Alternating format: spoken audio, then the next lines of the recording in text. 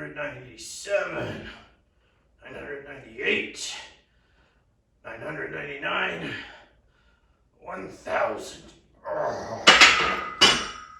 Oh! Hey kids, I'm at this cool free gym, this free gym that I found. I'm getting in some reps. You know, Mr. Sketchy believes in exercise. I do a lot of climbing. I do a lot of running, sometimes carrying things, sometimes really heavy stuff. I do a lot of pushing things and pulling things. Lots of stuff, you know. Sometimes I swim. I had to jump off a bridge for certain reasons just a couple weeks ago and ended up swimming in the river a little bit. But fitness is really important, and you gotta, you know, in this busy world, you gotta take any opportunity you can to get some fitness in, you know. So when I wandered by and saw that this free gym was open today, I thought I'd come in and get some reps on the bench because I don't get a chance to use this sort of fancy equipment very often. While I rest for my next set though, because I just finished a big one,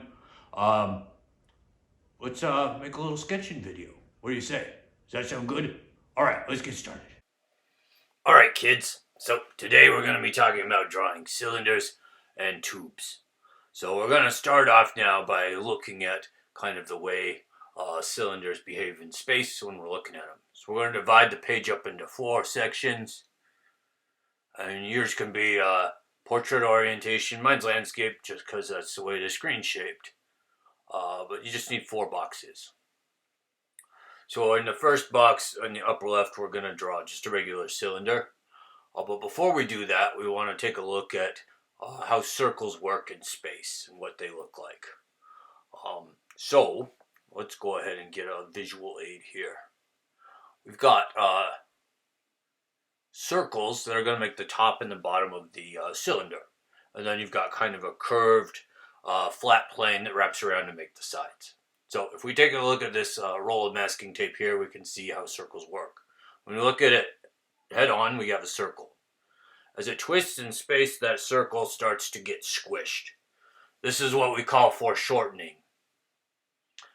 And it's used to draw circles that are not facing us directly. So we're going to make foreshortened circles for the tops and the bottoms of our cylinders. So let's start off by drawing a little foreshortened circle up at the top here. And then we're going to draw another one down at the bottom. But first we'll draw the sides. So our sides just kind of go straight down and connect to our second foreshortened circle. Alright, so this is more or less what our cylinder looks like. So if we had a clear cylinder, let's say it's like a water glass, it's going to look more or less like this. We got a foreshortened circle up top and one at the bottom. Now, if we're drawing an object that's not clear, we're not going to be able to see the top and the bottom of the cylinder at the same time. One of them is going to be hidden. So I'm going to actually erase this back edge here, kind of make a dotted line, to indicate that that edge is there, but it's not going to be visible when we look at it. So if this was a glass of water, we'd be able to see both circles. But if it's like a plastic cup, you can only see either the top or the bottom. Sometimes neither, but never both. So let's talk about how we'll shade this form. Here's our little sundial, and the light's going to be coming from the left-hand side here. And we'll make a long shadow, so it's going to be pretty low in the sky. Alright, so now when we shade the cylinder here, we're going to start with adding a terminator line. Oh yeah, we want to shade this using a gradient. So we want to have a gradual transition from dark to lighter. Alright, so the light's going to be off to the left here. Our terminator line is going to be about here.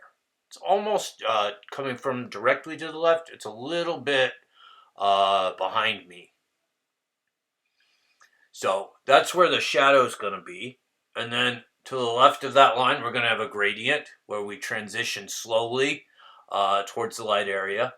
And then to the right, we're going to have a solid block of shadow. So I'm going to use the side of my pencil and shade in that solid block of shadow right here.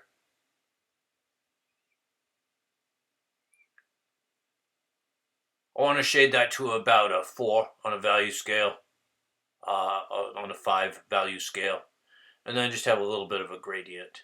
So it gradually transitions into the light area.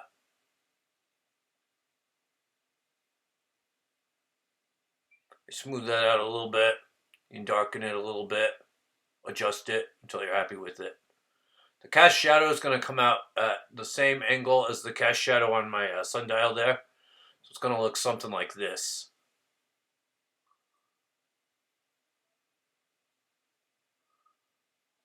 And there we go. So there's our cylinder. Alright, pretty basic. Hopefully you got all that down. Hopefully it wasn't too complex for you. Alright, so next we're going to take a look at how cylinders kind of behave in space. So let's imagine that this middle line here is our horizon line. The horizon line also represents our eye level. So when using a camera, it's going to be at about the middle of the screen. So let me see. I need to find a little cylinder here. Oh, this will work. We'll use this. So you can see when this is crossing the horizon, you can't see the top or the bottom. So when it's at your eye level, you can see neither the top nor the bottom. We just have a little curve of a foreshortened circle indicating both the top and the bottom. Now, if we move this in space, it's going to change which sides we can see. So let's see. If we move it down, you can see the top because your eyes are up above it now. Your eye level is above the top, so you can see it. When it moves up, you can see the bottom because your eye level is now below it, so you can see the bottom. This is really important to understand for drawing cylinders and tubes. And it works the same way with all sorts of forms like boxes, pyramids, cones, etc., whatever. So let's draw another cylinder here. Okay, keep this one small. I've also got a horizon line in the middle of my box. Since this one is crossing the horizon, we're not going to be able to see the top or the bottom. We're going to draw a couple of these, so make sure you can fit them all in. So it's going to look like this. You're going to see the two sides, and you're going to see the edge of the bottom and the edge of the top. Now remember that horizon line also indicates our eye level. So our eye level is between the top and the bottom, so we can't see either. This is a lot like when you look at like a building. You can't see under the roof usually because you're below the roof level. And you can't see the bottom because it's on the ground. Alright, so let's add in a little spike here and shade this in. So this light's going to be coming kind of from over my right shoulder. So we'll have a little bit of shadow over here. Not much. Most of this is getting a fair amount of light. And then we'll add our little gradient. Alright, there we go. Now, we're going to draw in a couple more cylinders. This one's going to be up above the horizon line, so we'll be able to see the bottom. This is some kind of advanced flying cylinder. I don't know exactly what's going on here, but this is just to teach you concepts. Alright, so here's the top of the cylinder, and here's the bottom. Now, since the horizon and our eye level is below the cylinder, we're going to be able to see the bottom, so I'm going to draw that in. We're not going to be able to see the top, so I'm going to erase that out. Alright, so if it's above our eye level, we'll be able to see the bottom.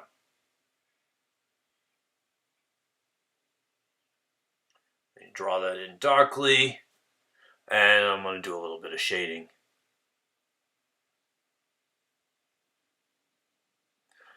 We're also going to have a shadow on the bottom here because the light's coming from above.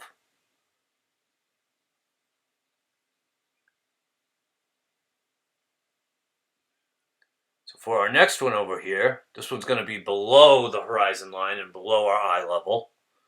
So we'll be able to see the top of it. So I'm going to leave that foreshortened circle on the top, but then I'm going to erase the back edge of the bottom one. So this would be like a bucket that was on the ground. You'd be able to see into the bucket unless you're incredibly short or laying down. in which case maybe not. But usually you can see it to a bucket that's on the ground. Alright, so we'll shade that a little bit. We're going to leave the top of this one light since we've got an overhead light source. And a little bit of a gradient here. You need to add my gradient here as well. There we go. So those are our three kind of cylinders. One's on the horizon line, one's above, and one's below. Again, if we had more, this one's below the horizon line, you can see the top. Now this one's above the horizon line, you can see the bottom. It all just kind of works based on how close they are to the horizon line. So this one maybe a little, let's make a little Mario pipe.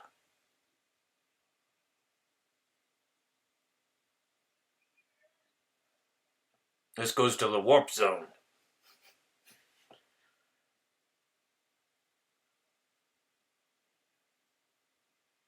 Shade that in. Now you can draw Mario pipes. I know you've been waiting to learn how, and I promised you long ago that I would eventually teach you. So here it is. Alright, I'm going to clean this up just a little bit. Got a little bit of light coming in on the top. Alright, so now let's look what happens if we move our cylinders from side to side. So similar to the horizon line, there's also an imaginary line that divides our field of vision vertically. And you can see when our cylinder crosses it, you can't see the top or the bottom. When it goes over to the right, you can see the left-hand side. When it goes over to the left, you can see the right-hand side. Same idea, it just also works with a vertical axis. So I'm going to draw this imaginary line as dividing my field of vision in two with a colored pencil. You can just use a regular pencil if you want, that's fine. Alright, so here's a cylinder. I've got a foreshortened circle for the left side. I've got the sides, or the top and bottom, I guess, in this orientation. And then another foreshortened circle. So the question is, which am I going to be able to see? The top or the two, which are the two sides? Go ahead and answer. Yell it out. I can't hear you because you're watching this video after I recorded it. But I'm sure you got it right. You can't see either the left side or the right side because it's crossing the middle of that field of vision. I'm going to add a little shading here. I'm going to make my gradient transition right there. Alright, next we're going to make one over to the right of that dividing line. Now, which sides do you think you're going to be able to see? The left or the right or both? I'll give you a hint. The answer is never both unless you have like a curved tube, maybe. If you had a hose, you could look at both ends of the hose at the same time. But if it's a stiff cylinder, you're not going to be able to see it. So the answer is you'll be able to see the left-hand side. So let's erase out that right-hand side. And add a little shading on there.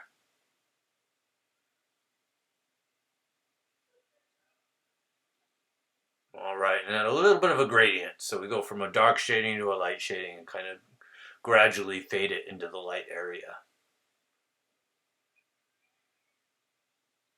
Alright, so next, guess what we're going to do? That's right, we're going to draw another one over to the left of that center line. This one we're going to make kind of going off the page here. On the left-hand side, you're going to be able to see the right-hand side of the cylinder. So it's just reversed. So hopefully all of this is very understandable and intuitive, but there's pretty simple guidelines and rules for deciding which areas you're going to be able to see. I'm actually going to shade that right-hand side. We'll say the light's coming from above and to the left a little bit, like maybe over my left shoulder. Alright, so next we're going to take these same ideas and we're going to apply them to like a flexible tube. So it's like a cylinder that's just kind of bent up. So we'll start here. This is going to be one end with a foreshortened circle. I'm just going to make it wrap around. Yours doesn't have to wrap around exactly the same as mine. You can do it however you want. But just kind of bend it and wrap it around. So this would be how you draw like a hose or a flexible tube.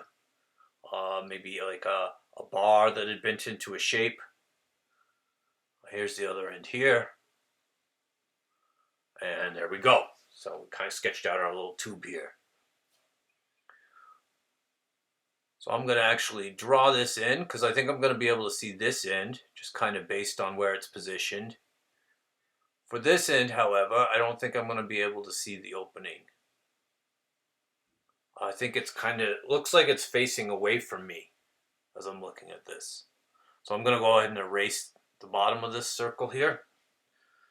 And then I'm going to sketch in the rest of the tube here. Okay, so this is going to come up like this. And this one's going to come down like this. And down like this. And this side's going to go like that. You don't really have to draw this in any systematic sort of way. You can just draw in whatever you feel like. Just make sure you get it all, you know? Alright, so there's our tube. What is this tube? Is it a hose? Is it a fun slide? I don't know. Doesn't really matter, this is just practicing. Here's my little spike to show my light source. And now I'm going to use that light source and its direction to shade the tube. So let's see, the left-hand side over here is probably going to be in shadow. The shadow shape's going to come around this way. And then there's going to be a little bit of it up here. I think this side's kind of facing away from the light. So we'll shade that in. And there's going to be a little shadow over here as well. It's really good practice to kind of draw these three-dimensional forms and figure out where your light source is coming from, and then try to figure out where the shadow is going to be. Learning to visualize that shadow is going to really help you ramp up your game when it comes to drawing from your imagination. It'll also help you probably get better at looking for the shadows when you're drawing from life as well. Alright. So I think I'm going to have a little more shadow underneath here. Kind of add that. And smooth it out a little bit. You want to adjust it, have a little bit of a gradient maybe. I'm going to keep the shadow simple. Don't worry about it too much. Put a little bit of gradient.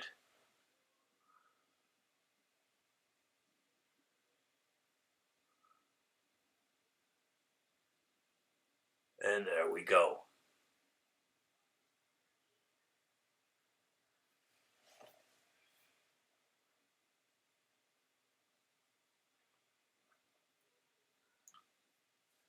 Alright, so there's regular cylinder. This is showing how you can see the top or the bottom depending on where it is on the horizon. Same thing going vertically, and this one kind of curves around. And those are your cylinders and tubes, kids.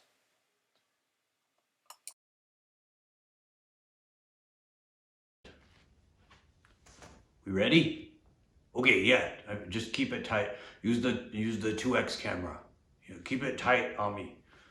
Yeah, so they can't see the bar. Yeah, tight. Okay, ready? Okay.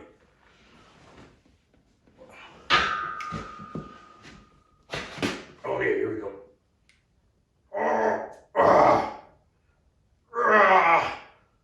1 million. Woo! Oh, wow. Wasn't that a great video, kids? Did you enjoy it? Oh, yeah. I know I enjoyed making it. It was a great time. So remember, kids, I've got a can update. We had to take it away from the old Shoney's because it's been torn down. So we're going to be putting it in a new... Oh, we got to go, man. All right, come on. Let's get out of here. The gym is closing, so we got to head out. Okay, but we'll see you next time, everybody. Bye-bye.